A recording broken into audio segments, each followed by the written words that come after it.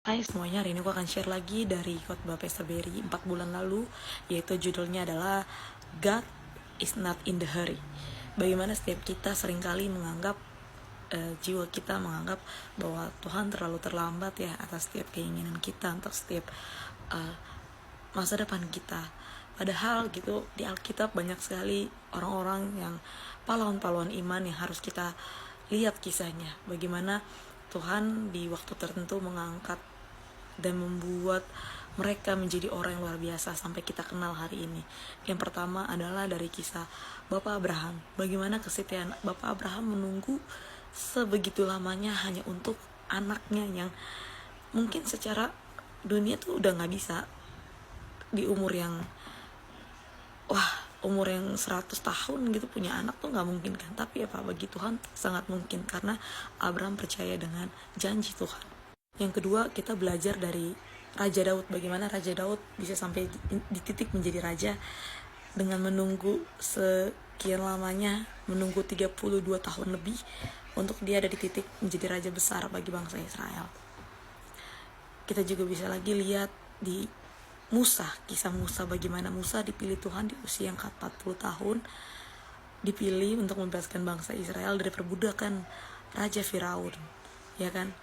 Mungkin secara manusia kayak nggak mungkin gitu kan, kayak ya lo udah terlambat. Tapi God is not in the hurry. Tuhan nggak pernah terburu-buru untuk sesuatu yang kita inginkan gitu, karena waktunya Tuhan adalah waktu yang terbaik, saudara. Kita juga tahu ya bahwa semua yang Tuhan taruh di hidup kita itu atas pertimbangannya Tuhan, atas cinta, kasih, belas kasihannya Tuhan di hidup kita. Di sini Pastor Berry katakan bahwa hal yang paling sulit dalam kita mencari Tuhan atau saat kita bertemu dengan Tuhan adalah satu, bagaimana bukan karena kita diberikan miracle, diberikan kesembuhan, doa kita dijawab, tapi bagaimana kita mengingat bahwa semua yang terjadi di hidup kita itu karena belas kasihnya Tuhan, karena benih pertama, yaitu benih dari mana kita berasal. Bagaimana waktu pertama kali Tuhan memungut kita dari tempat yang gelap, tempat yang kotor, tempat yang hina, sampai kita sekarang bisa terjadi seperti ini, itu karena belas kasihannya Tuhan. Jadi yang paling sulit adalah mengingat hal itu, hal yang sangat terlihat disepelekan mungkin banyak orang, tapi itu yang paling Tuhan inginkan dari setiap hidup kita, yaitu kita gak pernah lupa dari mana kita berasal. Benih itulah yang selalu ditekankan oleh gembala kami di Overcomer Church. Mungkin beberapa orang akan berkata, kenapa harus sepenting itu mengingat benih pertama, benih dari mana kita berasal?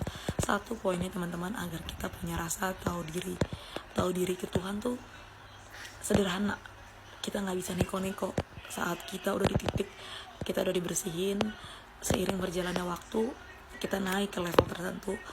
Tetapi yang muncul dari diri kita adalah Tuhan terlambat, Tuhan kayaknya lama banget ya bikin proses yang terjadi di hidup aku, agar gak ada lagi keluar pemikiran-pemikiran yang seperti itu kita bawa ke Tuhan. Itu gak ada lagi, agar kita tahu bahwa yang terjadi di hidup kita itu terjadi karena belas kasihannya Tuhan gitu.